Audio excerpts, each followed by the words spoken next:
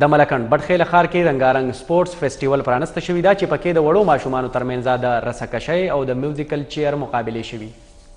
لوبي د روغ صحت او د پرامنه معاشرې لپاره ډېرې ګټورې دي ځکه خو د تعلیم سره سره د لوبو میدان په لا توجه د حکومت او د تعلیمي ادارو یو ښه قدم دی د کوم د لارې چې ماشومانو ته د سکون او خوشحالۍ لمحې په لاسو راشي. د بټخیلي په یو ځایي سکول کې د سپورټس ګالا پرانیستي خوندوره دستوره وشوه چې پکې د سکول ماشومانو او د سیمې خلکو په ګڼ شمېر کې ګډون وکړو. د عوامي نیشنل پارټۍ مشر اعجاز علي خان د خوندوري سپورټس ګالا په باقاعده توګه پرانیسته وکړل. د پرانیستي دستورې په مهال د سکول ماشومانو د آتشبازۍ خوندوره مظاهره هم وکړل او د امن نښه کوترې یې هم په هوا کې خوشې کړې کومې چې د دستورې رنګ یو پد وکړو. په سپورټس ګالا کې به د مختلفو لوبو کرکټ، فوټبال، هاکي، میراتن، باسکټبال، جمناستیک، رسکشي او د کبډي خوندوري سیالۍ کیږي. الحمدلله زموږ د سپورټس ګالا په هر کال کې یو پیری او د سپورټس ګالا موږ ډېر انجوای کوو او زموږ ټیچران موږ ته ډېر خوشحالۍ سره د سپورټس ګالا راکوي. موږ ډېر خوشحاله شو او دا زموږ د زندګۍ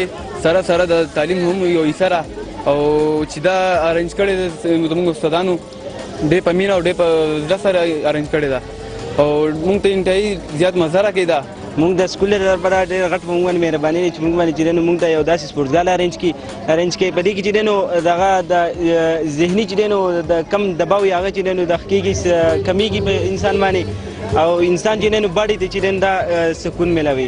سپورټس ګالا مقصد په اصل کې دا دی چې دا واړه ټول کال په سټډي کې انګیجي کریکولر اکټیویټیز د هغې لپاره موږ دا انعقاد کوو د کو کریکولر اکټیویټیز انعقاد کوو ځکه چې دا د تعلیمي سرګرمۍ حسابېږي چې واړه انټرټین شي په سټډي کې انټرسټ والي نو د دې لپاره موږ د دې انعقاد کوو کال په کال. د دستورې په مهال د سکول ماشومانو ترمنځ د کرکټ میچ، میوزیکل چیر او د رسکشۍ په زړه پورې مقابلې هم وشوې په کومې چې ماشومانو د راغلي تماشبینو نه داد ترلاسه کړو. د تعلیم سره سره دارنګه هلې ځلې د روغ صحت او د نیغې لارې هم ښودنه کوي. عمران زریاب، خیبر نیوز، بټخیله، مالکند. همدا و تر دې دمه خبرونه د دې په شمول د نورو خبرونو تفصیل تاسو کتلی شئ زموږ په ویب سایټ خیبر نیوز.tv. د خدای په امان.